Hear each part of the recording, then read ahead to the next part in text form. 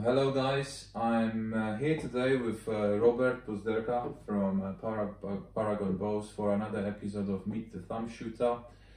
Meet the Thumbshooter with Robert up in his house in Manchester. Manchester, Northern England, if the viewers from outside, but probably everybody knows due to the amount of football teams in your town. Yeah, are you a football fan, Robert? Not really. First of all, good evening. Hello everyone. My name is Rob from Paragon Bows. How are you? Everybody, I'm sure, is waiting for this for a very long time. It was announced a few times. COVID got in the way of recording it back in December. So now here we go. We got half an hour for loads of questions. So first of all, first question that probably most of the people ask is, how did the journey of archery started for you? And when did it travel towards Asiatic archery and thumb shooting? Very good question. I would say started at childhood, just like for everyone else, for most of us, I guess. You know, making just like similar like south bows from a piece of wood or something. Was this for you back in Hungary then? Yeah. I'm originally from Hungary. I'm Hungarian, so you know, archery sort of my heritage, just like the longbow in England. We had slightly different bows, a little bit older style bows, such as this one. It's a 9th, 10th century Magyar Hungarian style hornbow. So we can talk about these later as well. And made by you? Yeah, of course, yeah, it's made by me. So archery is a heritage, so it was always with me, and archery as a culture is quite big in Hungary. So I'm sure most of you know that, especially mounted archery, it's quite big, and so it's still big in Hungary. Yeah, it's massive. Was it at the time when you were a child? When I was a kid, when I was a child, there was still communism in Hungary. So and in that time, archery wasn't really around that much. I mean, it was, but mostly Olympic style archery. I don't even know if the compound bows were around. I have no idea. I think in the mid-80s, that's when they started reaching back to the original traditional shooting. Yeah. And what they done in Hungary, they started mass producing these fiberglass bows. Wow! What kind of years was this? It was in late 80s. Wow! Already making fiberglass bows in a historical design. Well, sort of. It was quite large. You know, that was a beginning. And you had one of those? Yes, of course. Do you still have it? No. No. But yeah, fiberglass bows. You know, it's cheap to make, easy to make. Yeah. So like people like Kashai, yes. Kashai and Grozer and the others already started in that time. So especially Kashai, I think it was the first one. So they probably in the late 50s now, I guess. So 60s. Yeah. So I think Kashai was the one who actually started making these fiberglass bows, and that's how people actually got into archery. And was that ever taught to you at school, like that? Well, as a Hungarian, that was we always studied, you know, because without the bow, us Hungarians wouldn't be there now. So it sort of saved us. We can actually say that because there was a massive battle in 907 at Pozsony, where the Germans, well, they were not called Germans at the time. Just the Germanic. Yeah, but they came and they wanted to wipe us out, basically. And that was a big, massive battle in summer of 907, where the Magyars, 40,000 horse archers defeated 40,000 horse archers defeated over 100,000 Germans. And there was a massive battle. It was actually a 2 days battle, because the Germans had 3 battle groups, and the Magyars were using these type of hornbows. And so that is praised in history books for kids as well. So you learn this because if we lose there, more than likely we wouldn't be around now. So we can say that our skill, you know, the archery skill saved us at that time, and you know, people are very proud in Hungary to be an archer and the archery culture. So. And it's all based on horn bows, and that's, you know, to follow up on the first question, that's how I ended up actually making bows, because first I started making horn bows. I never made laminated bows first. I started making horn bow was the main interest. Horn bow was the main thing, yeah. I only cared about. And that started in Hungary already? No, actually, I started it here. Okay. Because I never had time to make it in Hungary. So I never had that time, and when I moved to the UK, which was quite a while ago, actually I started making the first horn bows here. So I was making. And where did you reach out for the knowledge? The knowledge at that time when I started, it was like we're talking about 2005, 6, 7. That was a really good source. So 2005, 7 is when you started making bows. Yeah. So you have already, just need to look, about more than 15 years of bow making. Yeah. I mean, I'm talking about decent real bows, not talking about cheap bows. I'm talking about proper bows, what you can actually call a bow. So and mainly horn only. I started with horn bows. And it's always been the towards the Hungarian design. I started with the Magyar design, with the Hungarian one, and then I built various type of bows. Obviously, all bowyers wants to be the Turkish bow because the Turkish bow is the pinnacle of bow making. That's like the Formula 1 car of the bow world. So, guys, in Robert's eyes, Turkish design of the bows is the most superior design of the bows. It is because bows have or had evolution just like mankind. So like any other weapon, probably, right? Yeah, exactly. So like any other weapon, what you have in your hand is a 9th, 10th century bow.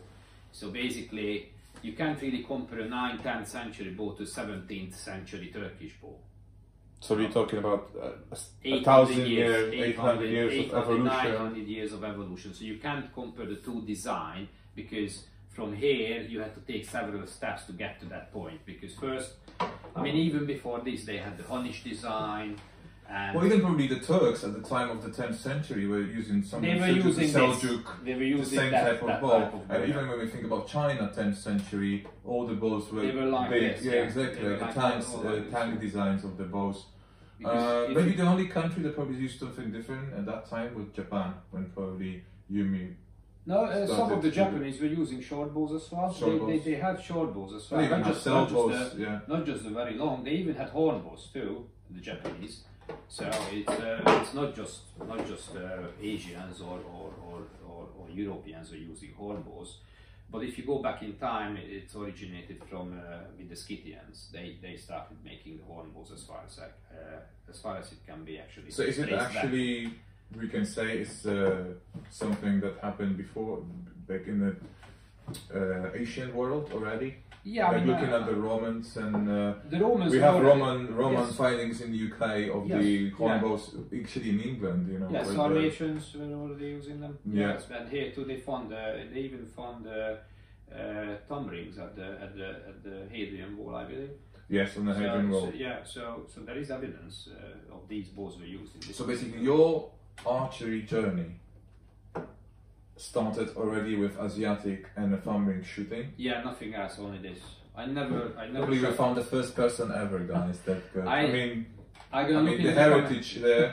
It's kind of pushes you that way. Yeah. Let's say you're English and you like archery and you're watching Robin Hood when you're a child. You're going to be 3-finger shooting longbow. Yes. So for you, kind of say. But I was using 3 fingers too at the beginning. Yeah. So thumb shooting hasn't started until 2010 for me. 2010. Okay. So still 12 years. So while you were making your first bows, was 3-finger shooting? Yes. Yes, that is correct. And I never used like Olympic style recurve bow in my life. I never been interested in that. Traditional from the start. Yeah, I never released a single arrow from Olympic style. Let's keep it that way, guys. Let's make sure nobody's gonna turn up with the Olympic recurve a compound. Maybe Rob's gonna go. Oh, no, he's gonna turn to the dark side. Archery is archery. Nothing wrong with that. It's just me personally. Nothing against any type of archery. I've never been interested in that style of archery. It's just archery to me. It was as it was for 1,000 years. Horn bows, south bows, like the longbow, I respect that very much, and that's very important in this country because this country has the longbow heritage, which is extremely important. But horn bows and Asiatic style archery is getting big now in this country.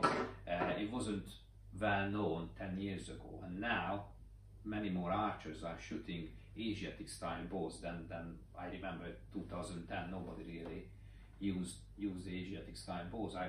They just looked at me like who this guy is. I remember that it was not really. What would you think would be the factor that actually changed or started driving this? Well, the internet sales, people buying bows, and the YouTube videos, what they see, people getting into Asiatic style bows, and because if you honestly, when you look at an Asiatic style, it doesn't matter which model you're talking about. Now, the way they band is beautiful. Let's just put it this. I think I know what you're trying to say. You're trying to say for a non-archery person, when they look at somebody shooting, even in fantasy films, they always will try to put an elf with something curvy, more flattery than just the stick band in the C shape. My all-time favorite design is a Tatar. I'm not hiding that. Tatar bow is my big thing. I love Tatar bows.